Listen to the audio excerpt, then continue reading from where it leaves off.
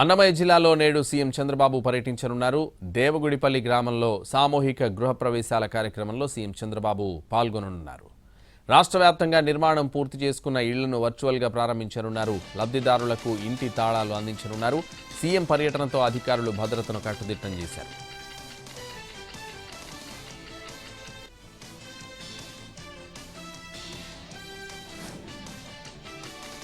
ప్రభుత్వ మెడికల్ కళాశాలల ప్రైవేటీకరణకు వ్యతిరేకంగా ఉద్యమాన్ని తీవ్రతరం చేస్తోంది వైసీపీ. నేడు రాష్ట్ర వ్యాప్తంగా అన్ని నియోజకవర్గ కేంద్రాల్లో ఆ పార్టీ నేతల ఆధ్వర్యంలో నిరసన ర్యాలీలు చేపట్టనుంది. ఈ ర్యాలీలో వైసీపీ శ్రేణులతో పాటు ప్రజా సంఘాలు, రాజకీయ పార్టీలు, ప్రజలు కలిసి రావాలని పిలుపునిచ్చింది. రాష్ట్ర వ్యాప్తంగా అన్ని నియోజకవర్గ కేంద్రాల్లో నిరసన ర్యాలీలు చేపట్టి కూటమి ప్రభుత్వంపై ఒత్తిడి తీసుకొచ్చే ప్రయత్నం చేస్తోంది వైసీపీ. 17 నెలల్లో 2.5 లక్షల కోట్ల అప్పులు చేసిన చంద్రబాబు ప్రభుత్వం 5,000 కోట్లను ఈ మెడికల్ కాలేజీల కోసం ఖర్చు చేయలేకపోతోందంటూ వైసీపీ మండిపడుతోంది. ప్రభుత్వ విధానాలకు వ్యతిరేకంగా రాష్ట్ర వ్యాప్తంగా అన్ని నియోజకవర్గ కేంద్రాల్లో నిర్వహించనున్న ఈ నిరసన ర్యాలీలకు హాజరు కావాలని కోరింది.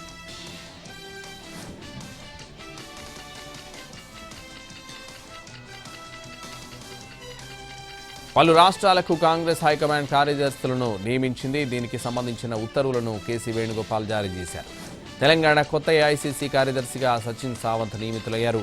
ఒడిశా కార్యదర్శిగా జట్టి కుసుమకుమార్ని ఏఐసీసీ నియమించింది. తెలంగాణ, ఒడిశాతో పాటు పలు రాష్ట్రాలకు కూడా కాంగ్రెస్కు కొత్త ఇన్ఛార్జీలను నియమించింది.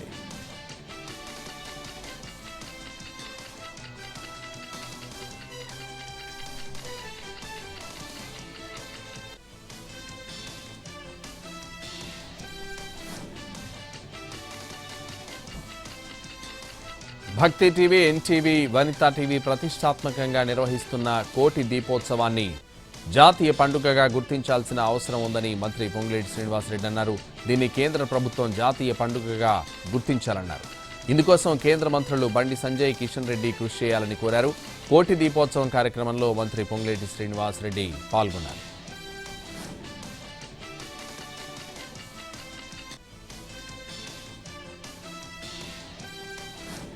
జూబ్లీహిల్స్ ఎగ్జిట్ పోల్స్ ఫలితాలు వచ్చేశాయి. కాంగ్రెస్కు పట్టం కట్టాయి మెజారిటీ సంస్థలు. చాణక్య స్ట్రాటజీస్ ప్రకారం కాంగ్రెస్కు 46% ఓటింగ్ వచ్చింది.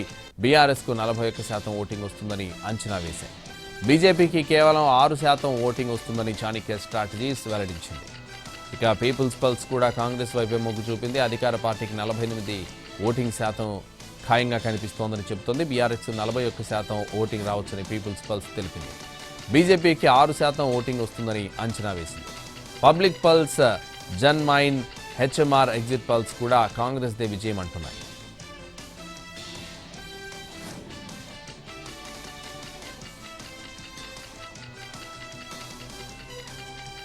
సిద్దిపేట జిల్లా ములుగు పోలీస్ స్టేషన్లో ఏసీబీ రైడ్స్ కలకలం సృష్టించాయి.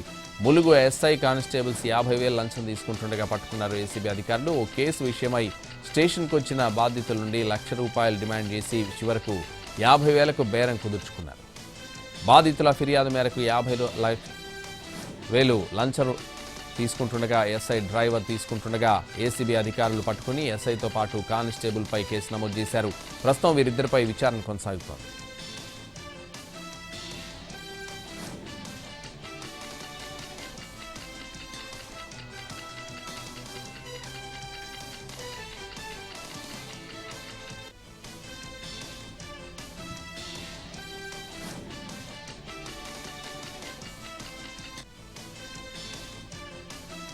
వికారాబాద్ జిల్లా తాండూరు పట్టణంలోని పాత కూరగాయల మార్కెట్లో అగ్ని ప్రమాదం జరిగింది. షార్ట్ సర్క్యూట్తో రెడీమేడ్ బట్టల దుకాణంలో మంటలు అంటుకున్నాయి. బట్టల దుకాణం కావడంతో తక్కువ సమయంలో భారీగా మంటలు వ్యాపించాయి. ఈ ప్రమాదంలో దుకాణంలోని బట్టలు కాలి బూడిదయ్యాయి. సమాచారం అందుకున్న ఫైర్ సిబ్బంది ఘటనా స్థలానికి చేరుకుని మంటలను ఆర్పివేశారు. ఈ ప్రమాదంలో 3 నుంచి 4 లక్షల వరకు ఆస్తి నష్టం జరిగిందని షాప్ యజమాని ఆవేదన వ్యక్తం చేశారు.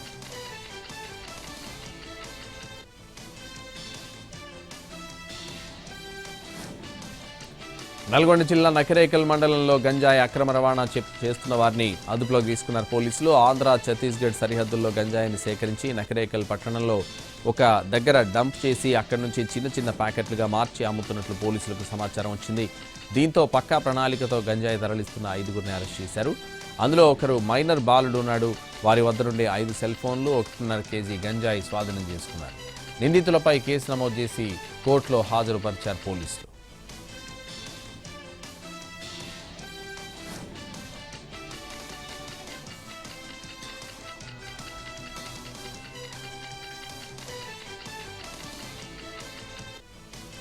రాజన్న సిరిసిల్ల జిల్లాలో ఏరియా ఆసుపత్రి ఎదుట రోడ్డుపై పడుకుని దంపతులు నిరసన తెలిపారు.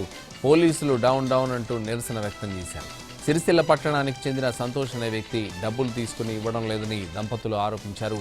ఈ విషయమై పోలీసులకు ఫిర్యాదు చేస్తే సీఐతో పాటు సిబ్బందే తిరిగి తన భార్యనే కొట్టి ప్రభుత్వ ఆసుపత్రిలో చేర్చారంటూ బాధితుడు ఆవేదన వ్యక్తం చేశాడు. ఘటనా స్థలానికి చేరుకున్న పోలీసులు దంపతులిద్దరిని అదుపులోకి తీసుకుని పోలీస్ స్టేషన్కు తరలించారు.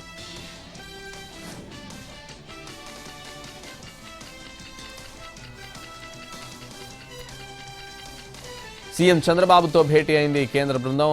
ఆర్టీజీఎస్లో తుఫాన్ ప్రభావ పరిస్థితిపై సమీక్షించారు. తుఫాను మిగిల్చిన నష్టాన్ని కేంద్ర బృందానికి వివరించింది ఏపీ ప్రభుత్వం.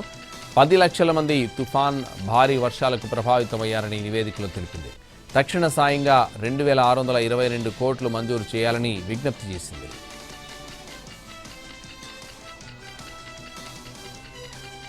పలమనేరు పర్యటన సందర్భంగా తోపులాటలో గాయపడ్డ హేమావతి కోసం డిప్యూటీ సీఎం పవన్ ప్రత్యేక బహుమతిని పంపించారు. ఈ ఘటన గురించి తెలుసుకున్న ఆయన మంగళగిరి నుంచి ప్రత్యేకంగా కొండపల్లి బొమ్మలను జనసేన జిల్లా అధ్యక్షుడు పసుపులేటి హరిప్రసాద్ చేతి పంపించారు. ఆమె తొందరగా కోలుకోవాలని కోరుకుంటూ ఉత్తరాన్ని సైతం పంపారు. దీంతో హేమావతి సంతోషం వ్యక్తం చేశారు.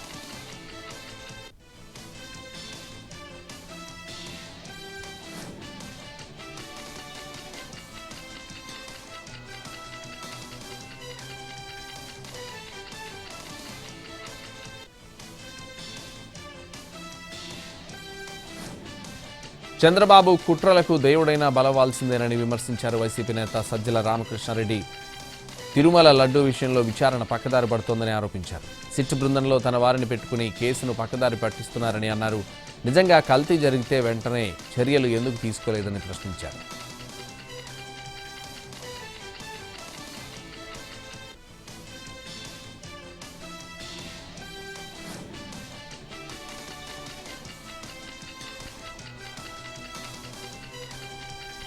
కాకినాడ ప్రతాప్ నగర్ బ్రిడ్జ్ దగ్గర మినీ వ్యాన్ మంటలు ఎగిసిపడడంతో ప్రయాణికులు భయాందోళనకు గురయ్యారు. ఒక్కసారిగా మంటలు చెలరేయడంతో బయటకు దూకేసి ప్రాణాలు కాపాడుకున్నారు డ్రైవర్.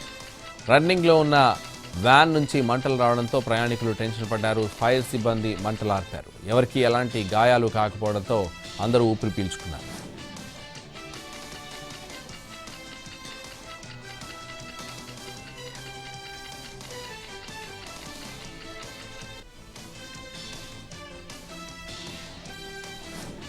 కడప జిల్లాలోని వసతి గృహంలో అమ్మాయి బిడ్డను కనడం లాంటి ఘటన జరగడం బాధాకరమన్నారు మంత్రి సవిత. ఈ ఘటనపై విచారణకు ఆదేశించామని తెలిపారు. జిల్లా బీసీ సంక్షేమ శాఖ అధికారిపై వచ్చిన ఆరోపణలపై నివేదిక వచ్చిందని, త్వరలో సంబంధిత అధికారిపై చర్యలు తీసుకుంటామని హామీ ఇచ్చారు. వసతి గృహాల్లో తగు జాగ్రత్తలు తీసుకుంటామన్నారు.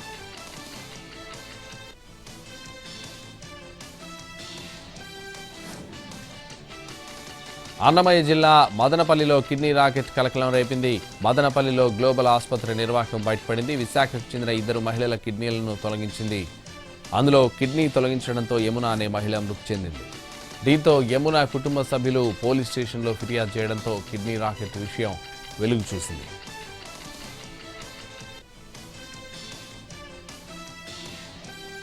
దీంతో కిడ్నీ రాకెట్ ముఠాను అదుపులోకి తీసుకున్నారు మదనపల్లి పోలీసులు. ఇందులో కీలక నిందితుడిగా నీరజ్ అనే వ్యక్తిని గుర్తించారు. మరోవైపు కిడ్నీ ముఠాతో కలిసి పనిచేస్తున్న గ్లోబల్ ఆసుపత్రి వైద్యులను కూడా అదుపులోకి తీసుకున్నారు. ఈ ముఠాకు పద్మ అనే మహిళ సహకరిస్తోంది. 2 మహిళలను విశాఖ నుంచి పద్మ తీసుకొచ్చినట్లు పోలీసులు గుర్తించారు.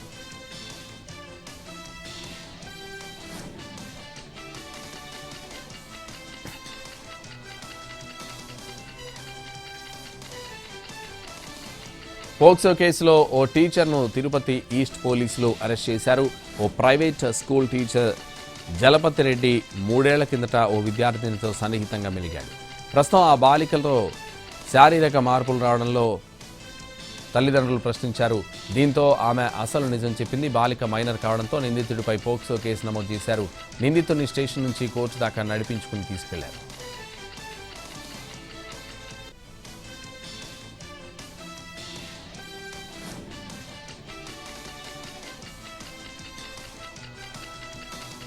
కర్నూలులోని రాయలసీమ యూనివర్సిటీలో విద్యార్థుల మధ్య వివాదం నెలకొంది. యూనివర్సిటీ హాస్టల్లో జూనియర్ విద్యార్థిపై సీనియర్ విద్యార్థి గణేష్ దాడి చేశాడు. మద్యం తీసుకురావాలని చెప్పడంతో అందుకు హరీష్ తిరస్కరించాడు. దీంతో జూనియర్పై గణేష్ దాడి చేశాడు. సీనియర్ చెప్పినా మద్యం తీసుకురావా అంటూ దాడికి పాల్పడ్డాడు. తనకు రాజకీయ పలుకుబడి ఉందని గణేష్ ఇతరులపై దౌర్జన్యం చేస్తున్నాడని, యూనివర్సిటీ హాస్టల్లోనే ఔటర్స్ను తీసుకొచ్చి మద్యం సేవిస్తున్నారని ఆరోపిస్తున్నారు విద్యార్థులు.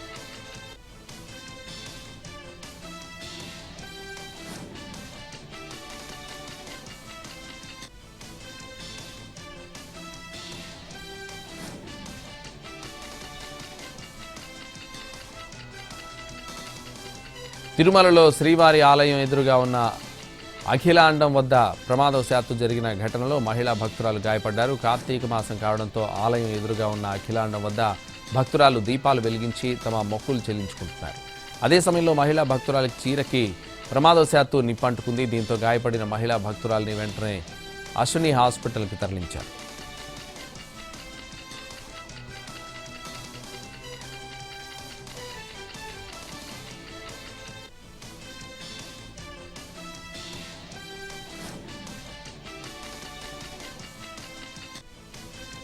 అనకాపల్లి జిల్లా దేవరాపల్లి తహసీల్దార్ కార్యాలయం పరిధిలో ఏసీబీ అధికారులు దాడులు నిర్వహించారు. ఇందులో ఓ విఆర్ఓను లంచం తీసుకుంటుండగా రెడ్ హ్యాండెడ్గా పట్టుకున్నట్లు అధికారులు తెలిపారు. పెదనందిపల్లి గ్రామానికి చెందిన ఓ రైతు తన తండ్రి పేరు మీదున్న భూమిని తన పేరుకు మార్చుకోవడానికి అలమండ రెవెన్యూ సచివాలయంలో వీఆర్ఓని సంప్రదించాడు. ఈ ప్రక్రియ కోసం వీఆర్ఓ 25,000 లంచం కోరగా చివరికి వారి మధ్య 20,000కే ఒప్పందం కుదిరింది. రైతు ఫిర్యాదుతో ఏసీబీ అధికారులు వీఆర్ఓ లంచం తీసుకుంటుండగా రెడ్ హ్యాండెడ్గా పట్టుకున్నారు.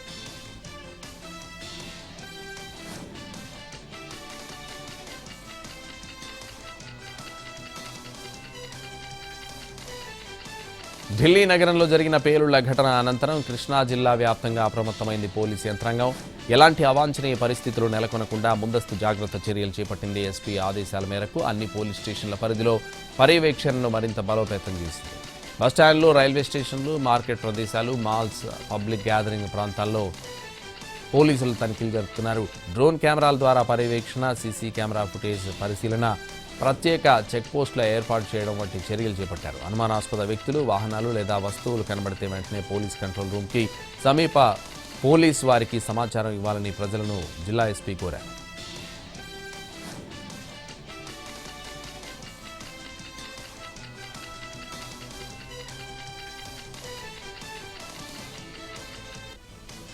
ఎర్రకోట దగ్గర పేలుళ్లపై దర్యాప్తును వేగవంతం చేసింది ఎన్ఐఏ. ఉగ్రవాదులు దేశవ్యాప్తంగా వివిధ రాష్ట్రాల్లో పేలుళ్లకు కుట్ర పన్నినట్లు ప్రాథమికంగా గుర్తించాయి ఎన్ఐఏ బృందాలు. ఆపరేషన్ సింధూర్కు ప్రతీకారంగానే ఢిల్లీ దాడి జరిగిందనే అభిప్రాయాలు వ్యక్తమవుతున్నాయి.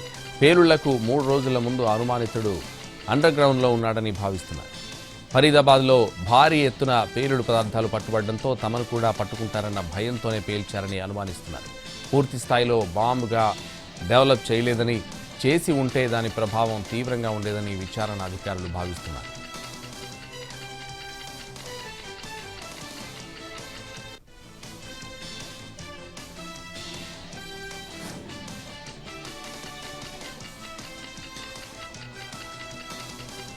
బీహార్లో మరోసారి ఎన్డీఏ కూటమిదే విజయమని ఎగ్జిట్ పోల్స్ తేల్చేశాయి. ఎన్డీఏ కూటమి తీరుకు ఉండదని, బంపర్ మెజారిటీతో అధికారంలోకి వస్తుందని సర్వేలు చెబుతున్నాయి. నితీష్ కుమార్ మరోసారి ముఖ్యమంత్రిగా పగ్గాలు చేపడతారని మెజారిటీ సర్వేలన్నీ ఎన్డీఏ కూటమికే పట్టం కట్టాయి. ఆర్జేడీ, కాంగ్రెస్ నేతృత్వంలోని కూటమి ప్రతిపక్షాలకే పరిమితం అవుతుందని తేల్చాయి.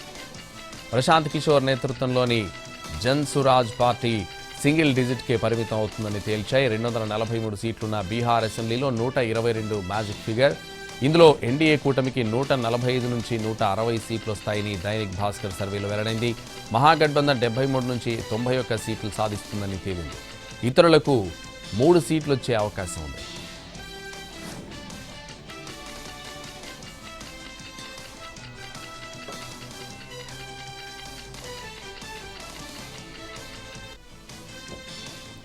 ఢిల్లీ ఎర్రకోట పేలుడు ఘటనపై కేంద్ర హోంశాఖ మంత్రి అమిత్ షా సీరియస్ అయ్యారు. ఈ ఘటన వెనుక ఉన్న ఎవరిని వదిలిపెట్టేది లేదని స్పష్టం చేశారు.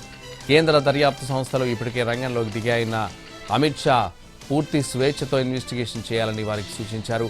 అలాగే తప్పు చేసిన వారిని వెంటాడాలని తేల్చి చెప్పారు. ఈ మేరకు ఉన్నత స్థాయి సమీక్షలో అధికారులకు స్పష్టం చేశారు అమిత్ షా.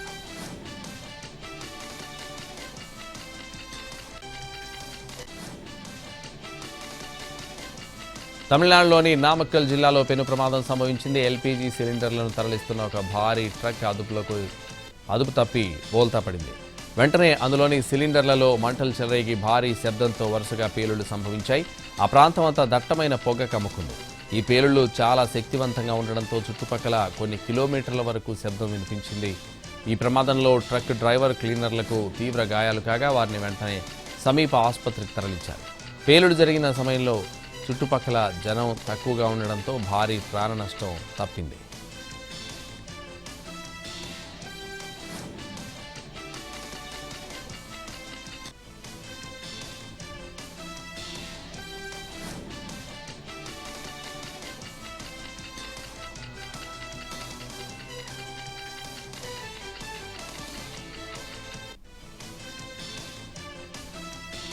ఢిల్లీలో వాయు కాలుష్యం నియంత్రణకు అధికార యంత్రాంగం చర్యలకు పూనుకుంది. తీవ్రతరం అవుతున్న వాయు కాలుష్య స్థాయిలను అరికట్టడానికి గ్రేడెడ్ రెస్పాన్స్ యాక్షన్ ప్లాన్ దశ 3ని అమలు చేయాలని commission of air quality management ఆదేశాలు జారీ చేసింది. దీని ప్రకారం ఢిల్లీ, నోయిడా, గురుగ్రామ్, ఫరీదాబాద్, ఘజియాబాద్లో అన్ని BS3 పెట్రోల్, BS4 డీజిల్ వాహనాలను డ్రైవ్ చేయకూడదు. ఢిల్లీ NCRలో AQI లెవెల్ 400 మార్కును దాటడంతో అక్కడ ఈ వాహనాల వినియోగాన్ని తాత్కాలికంగా నిషేధించింది. ఈ నిబంధనలను ఉల్లంఘిస్తే 20,000 వరకు జరిమానా చెల్లించాల్సి ఉంటుందని తెలిపింది.